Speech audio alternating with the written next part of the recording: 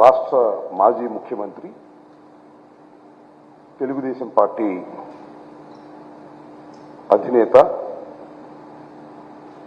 నారా చంద్రబాబు నాయుడు గారిపై వైఎస్ఆర్ కాంగ్రెస్ పార్టీ కావాలని artificial intelligence ద్వారా దుష్ప్రచారం చేస్తుందని చంద్రబాబు నాయుడు గారు మాట్లాడుతూ ఉన్నారు. వైఎస్ఆర్ కాంగ్రెస్ పార్టీ ఓటమి భయంతోనే ఈ రకమైనటువంటి దుష్ప్రచారాన్ని వైఎస్ఆర్ కాంగ్రెస్ పార్టీ చేస్తుందనేటువంటి మాట నారా చంద్రబాబు నాయుడు గారు పదే పదే మాట్లాడుతూ ఉన్నారు.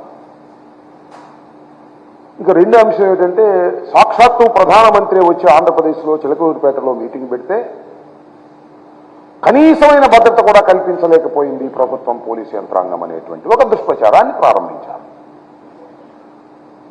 చంద్రబాబు నాయుడు గారి మీద ప్రత్యేకంగా ఈ రాష్ట్రంలో, ఈ దేశంలో దుష్ప్రచారం చేయాలా?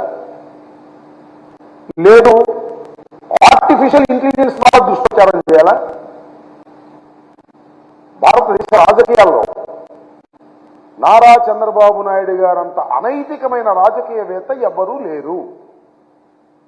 అంతేకాకుండా ఈజ్ ఎ మ్యానిపులేటర్, ప్రజానాయకుడు కాదు. అనేక మోసాలు చేసి అధికారాన్ని నిలబెట్టుకోవడానికి ప్రయత్నం చేసేటటువంటి ఒక నీచమైన మనస్తత్వం కలిగినటువంటి వ్యక్తి అనేది చాలా స్పష్టంగా ఎస్టాబ్లిష్ అయిపోయినటువంటి ఫ్యాక్ట్. ఆయన మీద మన ఆర్టిఫిషియల్ ఇంటెలిజెన్స్ నాకు అర్థం కాల. ముస్లింల గురించి ఎప్పుడు ఏ విధంగా మాట్లాడాడో ప్రజలందరికీ గుర్తుంది, ముఖ్యంగా ముస్లింలకు మరింతగా గుర్తుంది. నేను మనవి చేస్తున్నా, ఇవాళ ఈ రాష్ట్రంలో భారతీయ జనతా పార్టీతో పొత్తు పెట్టుకున్నటువంటి సైకిల్కి ఓటు వేస్తే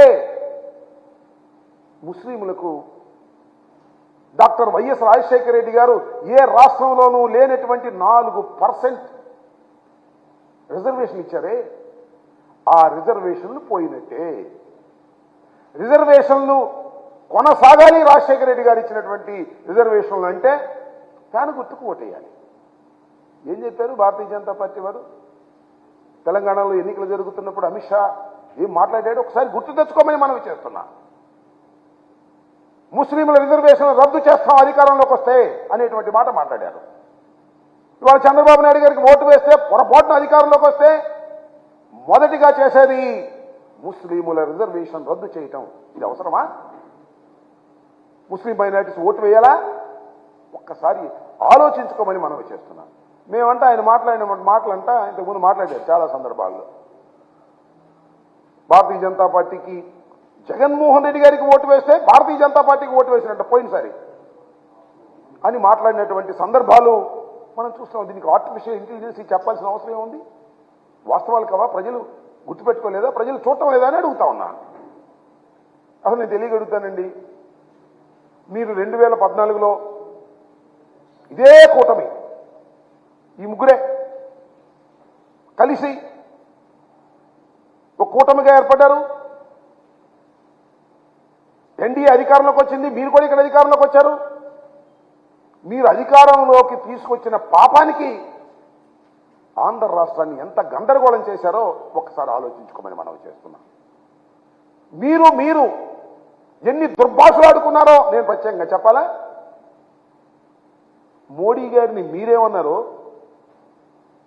మిమ్మల్ని మోడీ గారు ఏమన్నారో, మీ ఇద్దరిని పవన్ కళ్యాణ్ గారు ఏమన్నారో, ఎంతగా దుర్భాషలు ఆడుకున్నారో, ఎంతగా కొట్టుకున్నారో, ఎంతగా నీచంగా మాట్లాడుకున్నారో అది ఆర్టిఫిషియల్ ఇంటెలిజెన్సేనా కాదా? ఒకళ్ళొకళ్ళు తిట్టుకున్న మాట వాస్తవం కాదా? ఒకళ్ళొకళ్ళు దూషించుకున్న మాట వాస్తవం కాదా? ఆ మాటలను నేను ఇప్పుడు చెప్పాలా? మోడీ గారిని మీరేమన్నారో మర్చిపోయారా? మోడీ గారు మిమ్మల్ని ఏమన్నారో మర్చిపోయారా? పవన్ కళ్యాణ్ గారు ఏమన్నారో పాచిపోయిన లడ్డూలని అన్నమాట మర్చిపోయారా? ఇవన్నీ ఆర్టిఫిషియల్ ఇంటెలిజెన్సీతో వచ్చినాయా? పొరపాటున మీరేదో ముగ్గురు కలిసి జగన్మోహన్ రెడ్డి గారికి వ్యతిరేకంగా కూటమి కడితే పొరపాటున మీకు ఓటు వేసిన పాపానికి 5 సంవత్సరాలు రాష్ట్రాన్ని చిందరవందర చేశారు. కలిసి పరిపాలన చేశారు, విడిపోయి కొట్టుకున్నారు. కలిసి ప్రయాణం చేశారు, విడిపోయి తిట్టుకున్నారు. దౌర్భాగ్యమైన పరిపాలన చేసి విడిపోయి ఒకళ్ళనొకళ్ళు జుట్లు పట్టుకొని ఇవాళ మేము మళ్ళా కలిసి వచ్చాం, మళ్ళీ అధికారం తీసినామంటే అమాయకుల ప్రజలు, ముఖ్యంగా ఆంధ్ర రాష్ట్ర ప్రజలు అమాయకుల? ఒకసారి మీ పరిపాలన చూశారే, మీ కుమ్ములాట్లు చూశారే, చూసిన తర్వాత మళ్ళా తిరిగి ఈ కూటమికి ఓటు వేసేటటువంటి పరిస్థితి రాష్ట్రంలో లేదని చాలా స్పష్టంగా అర్థమైపోవట్లేదా? ఒకసారి ఆలోచించబడి మనవి చేస్తున్నాం. తెలుగుదేశం వారిని కానీ, జనసేనను కానీ, భారతీయ జనతా పార్టీని కానీ ఒకసారి ఆలోచన చేయండి. తాడేపల్లిగూడెంలో జరిగింది కదా జెండా సభ, ఎంత బ్రహ్మాండంగా జరిగింది. అప్పుడు దాకా ఏదో జనసేన తెలుగుదేశం కలిస్తే ఏదో అద్భుతాలు జరిగిపోతాయని భావించినటువంటి తెలుగుదేశం వారు జెండా సభ జరిగిన తర్వాత అయిపోయిందిరా మన పని, ఏం జనం కూడా రాలేదు, పవన్ కళ్యాణ్ కలిసినా కూడా ఏం ఉపయోగం లేదు అనేటువంటి భావనకు వచ్చిన మాట వాస్తవమా కాదా ఒక్కసారి ఆలోచించమని మనం చేస్తున్నాం. అంతటితో ఆగల, మన ఇద్దరి వల్ల కాదు, కేంద్రంలో ఉన్నటువంటి భారతీయ జనతా పార్టీతో కూడా పొత్తు పెట్టుకున్నామని చెప్పి వెళ్ళి వాళ్ళు కాళ్ళు పట్టుకున్నారే, అనితే జుట్టు అందకపోతే కాళ్ళు చెప్పారుగా. ఒకప్పుడు టెర్రరిస్ట్ అని చెప్పినటువంటి ప్రధానమంత్రి టెర్రరిస్ట్ అని చెప్పినటువంటి చంద్రబాబు నాయుడు గారు వెళ్ళి అమిత్ షా ఇంటి ముందు పడిగాపులు కాసి కాళ్ళు పట్టుకొని, మళ్ళా నేను చెప్పే మాటలు కాదు ఇది, వాళ్ళే చెప్పుకుంటున్నారు టీవీల్లో, మళ్ళీ వచ్చి పొత్తు పెట్టుకున్నారు. మళ్ళా చిలకూరుపేటలో ఒక అద్భుతమైన బహిరంగ సభ జరుగుతుంది, మాకు హైప్ పెరిగిపోద్దని పెద్ద హంగామా చేశారు. చిలకూరుపేటలో ఏదది ప్రజాగళం, అప్పుడేమో యువగళం, ఇప్పుడు ప్రజాగళం అని పెట్టారు. చిలకూరుపేట బహిరంగ సభ ఏ సందేశాన్ని ఇచ్చిందని మనం చేస్తున్నాం. టోటల్ వీక్నెస్ని మీరు ముగ్గురు కలిసి పోటీ చేసినా మీకు బలం లేదు, జగన్మోహన్ రెడ్డి గారిని ఓడించలేరు అనేటటువంటి స్పష్టమైనటువంటి సందేశాన్ని రాష్ట్ర ప్రజానీకానికి ఇచ్చినటువంటి సభ మీ ప్రజాగళం. ప్రధానమంత్రి వచ్చి మాట్లాడినటువంటి ఆ సభ తర్వాత కూడా మీకు హైప్ రాలేదు, ప్రజలు మిమ్మల్ని నమ్మేటటువంటి పరిస్థితి లేదు. అక్కడ ఎవరు ఏం మాట్లాడారో నేను విపులంగా చెప్పవలసిన అవసరం లేదు, కానీ మీ మాట్లాడిన తీరును బట్టే మీరు మీ ఓటమిని అంగీకరించారు అనేది చాలా స్పష్టంగా అర్థమైపోయినటువంటి అంశం. ఒకటి, జెండా సభ తర్వాత ఒక అభద్రతాభావం నారా చంద్రబాబు నాయుడు గారికి, మళ్ళా తర్వాత నిన్న జరిగినటువంటి ప్రజాగళం తర్వాత ఒక అభద్రతాభావం. నీ జీవితం అంతా అభద్రతాభావంతోనే బతుకుతున్నావు ఇవాళ జగన్మోహన్ రెడ్డి గారు వచ్చిన తర్వాత. నా తెలియగడుతున్నాయా నారా చంద్రబాబు నాయుడు గారు, మీరు ఎప్పుడు రాజకీయాల్లో ప్రవేశించారు? డాక్టర్ వైఎస్ రాజశేఖర రెడ్డి గారు మీరు ఒకేసారి రాజకీయాల్లో ప్రవేశించారు. డాక్టర్ వైఎస్ రాజశేఖర రెడ్డి గారు జగన్మోహన్ రెడ్డి గారి తండ్రి, ఆయన కుమారుడు దురదృష్టవశాత్తు ఆయన మరణించాడు. ఆయన కుమారుడు పార్టీ పెడితే అప్పుడు ఎప్పుడో పెట్టిన రాజకీయ పార్టీ, అప్పుడు ఎప్పుడో రాజకీయాల్లోకి వచ్చిన నువ్వు నీ కుమారుడి వయసున్న రాజశేఖర రెడ్డి గారి కుమారుడితో సింగిల్గా రాలేకపోతున్నావే, ఇది నీ వైఫల్యం కాదా? ఇది నీ అభద్రతాభావం కాదా? ఇద్దరితో కలిసి రావడానికి కూడా అభద్రతాభావం, ముగ్గురితో కలిసి వస్తున్నావు అప్పుడు అభద్రతాభావమే. ఇంకెవరు లేరు, లేదా వాళ్ళు కూడా కలుసుకుంటావు ఓ నలుగురు ఉంటే. నీ మొత్తం రాజకీయం అంతా ఈ 5 సంవత్సరాలు అభద్రతాభావంతోనే బతుకుతూ ఇవాళ అంటాడు భద్రత లేదంట. ప్రధానమంత్రి గారు వస్తే భద్రత చూపించలేదంట రాష్ట్ర ప్రభుత్వం, పోలీసు యంత్రాంగం. ఏమైనా తెలియగెడతాను నారా చంద్రబాబు నాయుడు గారు, మీరు చాలా అనుభవజ్ఞులు కదా, 40 సంవత్సరాల పైచులకు రాజకీయ చరిత్ర ఉంది కదా, 14 సంవత్సరాలు ముఖ్యమంత్రిగా చేశారు కదా, ఎన్నో మహానాడులు తీర్చిదిద్దారు కదా, ఎన్నో బహిరంగ సభలు నిర్వహించారు కదా. జగన్మోహన్ రెడ్డి గారు కానీ ఎక్కువ బహిరంగ సభలు చేశావు నువ్వు నీ జీవితంలో. నీ దుంపదగ ప్రధానమంత్రి వస్తుంటే మైకు కూడా సరి చేసుకోలేని వాడివి, మైకు కూడా ప్రధానమంత్రి మాట్లాడేటప్పుడు వినిపించుకోకుండా పోతే అది భద్రతా వైఫల్యమా? That is not your negligence. అది నెగ్లిజెన్స్ కాదా? అది నీ అభద్రతాభావం కాదా? ప్రజాగళంలో మైకు మూగబోయింది అంటే అది అపశకునము కాదా? అది నీ ఓటమికి దారి తీస్తుందని అర్థము కాదా? ఒక్కసారి ఆలోచించుకోమని మనవి చేస్తున్నాం. ప్రజాగళంలో నువ్వు ఏర్పాటు చేసుకున్నటువంటి ఒక రాజకీయ మీటింగులో మైకు సరిగా పనిచేయకపోతే ఆ మిక్సింగ్ ప్రజల మధ్యన ఎక్కడో తీసుకెళ్లి పెడితే అది పని చేయకపోతే అది భద్రతాలోపం అని ప్రభుత్వాల మీద నెట్టేస్తున్నావే. ఏమిటి దౌర్భాగ్యమైనటువంటి పరిస్థితి? అసలు నువ్వు మాట్లాడుతున్నప్పుడు కానీ, పవన్ కళ్యాణ్ గారు మాట్లాడుతున్నప్పుడు కానీ, మోడీ గారు మాట్లాడుతున్నప్పుడు కానీ చైర్లన్నీ ఖాళీగా ఉన్నాయే. ఎందుకు ఖాళీగా ఉన్నాయి? అది కూడా ప్రభుత్వ భద్రత లోపమా? ఇది సరుకు లేకే కదా, నీ పార్టీకి సరుకు లేదు, ముగ్గురు కలిసినా సరుకు లేదు, జనం రాలేదు, చైర్లన్నీ ఖాళీగా ఉన్నాయి. ఇంత వైఫల్యం చెంది ఈ వైఫల్యాన్ని ఎవడి మీద నెడదాం? జగన్మోహన్ రెడ్డి గారి మీద నెడదామా? ప్రభుత్వం మీద నెడదామా? పోలీస్ యంత్రాంగం మీద నెడదామా అనేటువంటి ఒక నీచమైన ఆలోచన తప్ప మేము ముగ్గురు కలిసినా జనం రావడం లేదు, ఏమిటి కారణం అని ఆలోచించుకునే పరిస్థితిలో మీరు లేకపోవడం చాలా దురదృష్టకరమైనటువంటి అంశంగా నేను భావిస్తా ఉన్నాను. దాంతోపాటు ఎక్కడ చూసినా పుస్తకాల మీద జగన్మోహన్ రెడ్డి గారి బొమ్మేనంట. అదేంటి ఇళ్ల పట్టాలు ఇచ్చిన దాని మీద జగన్మోహన్ రెడ్డి గారి బొమ్మేనంట. స్కూల్ బ్యాగుల మీద జగన్మోహన్ రెడ్డి గారి బొమ్మేనంట. అవును, అవి చెరపగలవేమో, కానీ నువ్వేదో అయ్యి చేసి అయ్యేమన్నా చెరిపేస్తావేమో దొంగచాటు వెళ్ళి, కానీ నువ్వు మర్చిపోతున్నావయ్యా. Nara Chandrababu Naidu garu, you are a very very senior politician, మేము ఒప్పుకుంటాం. నువ్వు రాజశేఖర రెడ్డి గారితో పాటు రాజకీయాల్లోకి వచ్చినటువంటి వ్యక్తివి, చాలా చూసావు, చాలా చక్రాలు తిప్పానని చెప్పావు. That is all artificial intelligence. అప్పుడు లేకపోయినా ఇది మ్యానిపులేటర్. నీకు ఒక్కడి మనవి చేస్తున్నా, ఈ పుస్తకాల మీద బొమ్మలు చూస్తున్నావు లేదా పట్టాల మీద బొమ్మలు చూస్తున్నావు, మరిచిపోకు. రాజశేఖర రెడ్డి కుమారుడు జగన్మోహన్ రెడ్డి ప్రజల గుండెల్లో బొమ్మ ఉన్నాడయా, పిచ్చోడా, గుర్తుపెట్టుకో. 5 సంవత్సరాల పరిపాలనలో ప్రజలకు మేలు చేసి 30 లక్షల మందికి పట్టాలిచ్చి సంక్షేమ కార్యక్రమాలు నిర్వహించి ప్రజల గుండెల్లో బొమ్మలా నిలిచిపోయినటువంటి వ్యక్తిని చెరపటం నీకు సాధ్యపడిద్దా అని అడుగుతా ఉన్నా. ముగ్గురు కాదు, 3 కోటి మంది ఏకమైన జగన్మోహన్ రెడ్డి గారు ప్రజల గుండెల్లో ఏర్పాటు చేసుకున్నటువంటి చిత్రాన్ని చెరపలేరెవరు. అది నువ్వు చూస్తావు, తొందరలో చూస్తావు. జూన్ 4 కదా, జూన్ 4వ తారీఖున చూస్తావు. ఒక్కసారి ఓపెన్ చేసిన తర్వాత, ప్రజలు నొక్కిన ఫ్యాన్ బటన్స్ చూసిన తర్వాత అప్పుడు గుండె ఆగుతుంది. నీకు గుర్తుపెట్టుకోమని మనం చేస్తున్నా. ఎన్ని కుట్రలు కుతంత్రాలు చేసినా, ఎల్లో మీడియా ఉందని రోజు దుష్ప్రచారం చేసినా, జగన్మోహన్ రెడ్డి గారి మీద బుట్టలు బుట్టలుగా బురద జల్లినా, మీ రామోజీరావు లేదా మీ ఆంధ్రజ్యోతి రాధాకృష్ణ, TV5 నాయుడు ఎంతమంది ఎన్ని బురదలు జల్లినా ప్రజల గుండెల్లో ఉన్నటువంటి జగన్మోహన్ రెడ్డి గారి బొమ్మని చెరపటం ఎవడి సాధ్యమో కాదని మనవి చేస్తున్నా.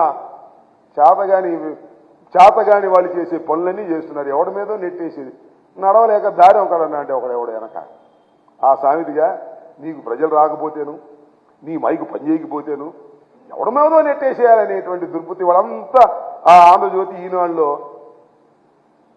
వైఫల్యం, భద్రతా వైఫల్యం అని ఓ పుంకాలుగా వాళ్ళు వీళ్ళు స్టేట్మెంట్ ఇచ్చి అవి చూపించి అసలు చిలకూరుపేటలో ప్రజాగణం అట్టర్ ఫ్లాప్ అయిందనేటువంటి విషయం ప్రజలు అనుకుంటుంటే దాన్ని మరలించాలనేటువంటి ప్రయత్నం చేయటం చాలా దురదృష్టకరమైనటువంటి అంశంగా నేను ఈ సందర్భంగా చెప్పదలుచుకున్నాను.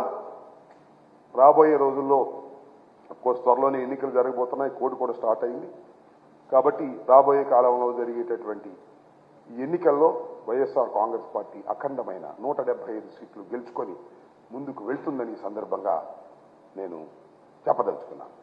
దర్శనం మాకేం పని. ఒక విషయం మనం చేస్తున్నా, ప్రతిపక్షాలు నిర్వహిస్తున్నటువంటి సభలపైన కుట్రలు చేయవలసిన అవసరం జగన్మోహన్ రెడ్డి గారికి లేదని మనం చేస్తున్నా. నేను ఒకటే చెప్పదలుచుకున్నా, రాష్ట్ర ప్రజలు చూస్తున్నారు. 4 సిద్ధం సభలను నిర్వహించాం. ఎంత అద్భుతంగా నిర్వహించాము, ఎంత అద్భుతంగా ప్రజలు ఇచ్చారు, ఎంత అద్భుతంగా ప్రజలు దాన్ని రిసీవ్ చేసుకున్నారో మీ టీవీలోనే చూడమని మనం చేస్తున్నా. మీకున్నటువంటి టీవీలోనే చూడమని మనం చేస్తున్నా. మీరు నిర్వహించారే. జెండా సభ నిర్వహించారు పవన్ కళ్యాణ్ గారు మీరు కలిసి. ఇవాళ చిలకూరుపేటలో ప్రజాగళాన్ని నిర్వహించారు మీరు, పవన్ కళ్యాణ్ గారు, మోడీ గారు కలిసి నిర్వహించారు. అసలు ఈ రెండు సభలు కూడి మా ఒక్క సభతో పోల్చగలరా మీరు? ఒక్క సిద్ధం సభలో ఈ రెండు సభలు కూడిన 20 కూడా లేదు. That is the fact. కారణం ఒక్కటే, ప్రజాబలం. జగన్మోహన్ రెడ్డి గారి సభలంటే ప్రజలు తరలి వస్తున్నారు. మీ ఉమ్మడి సభలంటే ప్రజలు తరలి రావడం లేదు, తోలినా రావడం లేదు. మీ మీద ప్రేమ లేదు, ఎందుకంటే మీ పరిపాలన వారికి నచ్చలేదు. జగన్మోహన్ రెడ్డి గారి మీద ప్రేమ ఉంది, కారణం వారి పరిపాలనలో ప్రజలు సుఖశాంతులతో ఉన్నారు. 2,72,000 కోట్ల రూపాయలు బటన్ నొక్కితే అకౌంట్స్లోకి వేసినటువంటి ప్రభుత్వం ఇంతకు ముందు ఎప్పుడైనా ఉందా? లేదు. భారతదేశంలో ఏ రాష్ట్రంలో అయినా ఉందా? ఒక్క జగన్మోహన్ రెడ్డి గారి ప్రభుత్వం తప్ప. అలాంటి ప్రభుత్వాన్ని ప్రజలు ప్రేమిస్తారు. ఎంత దూరమైనా ఆ ప్రయాణం చేసి ప్రజలు వస్తారు. ఇది సత్యం, ఇది వాస్తవం. ఈ వాస్తవాన్ని గమనించక ఏదో ఆర్టిఫిషియల్ ఇంటెలిజెన్స్ ఏనో, లేకపోతే మీరే వార్తలు రాంచుకుని ఈనాడులోను ఆంధ్రజ్యోతిలోను ఈ పచ్చ మీడియా వార్తలు రాంచుకుని అవి చూసి నిజమని భవించి మీరు పప్పులో కాలేసుకుంటున్నారు ఆయన. ఇది గమనించాలని కూడా ఈ సందర్భంగా నేను చెప్పదలుచుకున్నాను. ఎస్, అదేగా నేను చెప్పదలుచుకుంది. సభ మొత్తం నిర్వహించింది మీరు.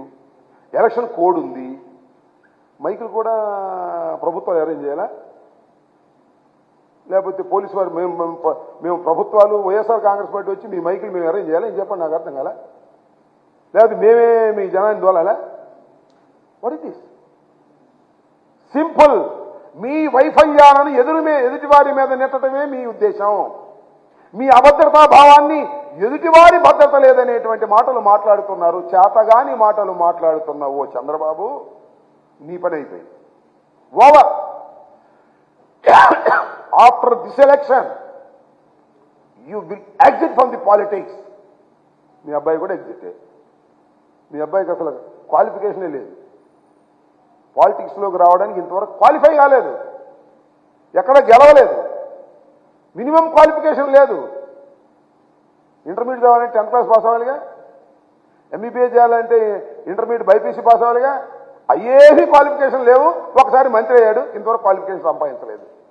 So after this election Chandrababu Naidu garu will exit from the politics. వారితో పాటు వారి కుమారుడు కూడా శ్రీమద్ రమారమణ గోవింద్ అని ఈ సందర్భంగా చెప్పదలుచుకున్నాను. వాళ్ళ ఇష్టం. కాంగ్రెస్ పార్టీ నుంచి షర్మిలమ్మ గారు కడప నుంచి పోటీ చేయొచ్చు, భారతదేశంలో ఎక్కడి నుంచైనా పోటీ చేయొచ్చు. That is left the Congress party. చాలా చిత్రమైన కామెంట్ చేశారు ప్రధానమంత్రి గారు, కాంగ్రెస్ పార్టీ మేము ఒకటేదని. ఇలా ఉంటాయి రకరకాల. ముందు మీరు అది నేను చెప్తుగా అవసరం లేదు, కానీ అసలు ఆ రోజు చంద్రబాబు నాయుడు గారు ఏం మాట్లాడారో, పవన్ కళ్యాణ్ గారు ఏం మాట్లాడారో, మోడీ గారు ఏం మాట్లాడారో, 3 కలిపి చూడండి ఎంత అద్భుతంగా ఉంటాయో. నేను ప్రత్యేకంగా చెప్పాల్సిన అవసరం లేదు. సో ఎవరు ఎక్కడి నుంచైనా పోటీ చేసేటటువంటి అవకాశం ఉంది, వారికి హక్కు ఉంది.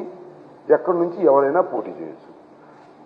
కాంగ్రెస్ పార్టీ అనేది మన రాష్ట్రంలో ఏమీ లేకపోయినా జాతీయ పార్టీగా, ఒకప్పుడు అధికారం చలాయించిన పార్టీగా, ఇవాళ డిపాజిట్లు కూడా రానటువంటి పార్టీ. ఒక్క సీటు కూడా లేదు. ఎక్కడ డిపాజిట్లు ఇచ్చిన సంగతి కూడా నాకు గుర్తులేదు. 2019లో పోటీ చేసినప్పుడు ఎక్కడ డిపాజిట్ వచ్చిందా? ఎక్కడ డిపాజిట్ వచ్చినట్టు కూడా నాకు గుర్తులేదు. సబ్జెక్టు కరెక్షన్ ఎక్కడైనా 1-2 చోట్ల వచ్చిందేమో నాకు తెలియదు. కాబట్టి అది అంతరించిపోతున్నటువంటి ఒక రాజకీయ పార్టీ. ఆ అంతరించిపోతున్నటువంటి రాజకీయ పార్టీ నుంచి కడపలో నుంచి ఉంటే ఏంటి, వరంగల్లో నుంచి ఉంటే ఏంటి, నరసాపేట నుంచి ఉంటే ఏంటి, ఎక్కడి నుంచి ఉంటే ఏంటి?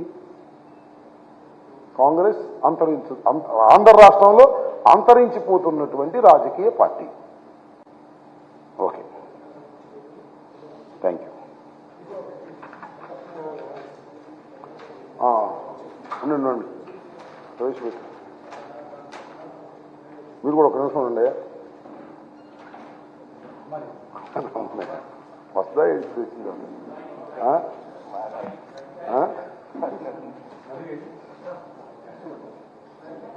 వచ్చి పొరపాటు ఏడవద్దు కదా పర్లేదు ఏముంది ఏమైంది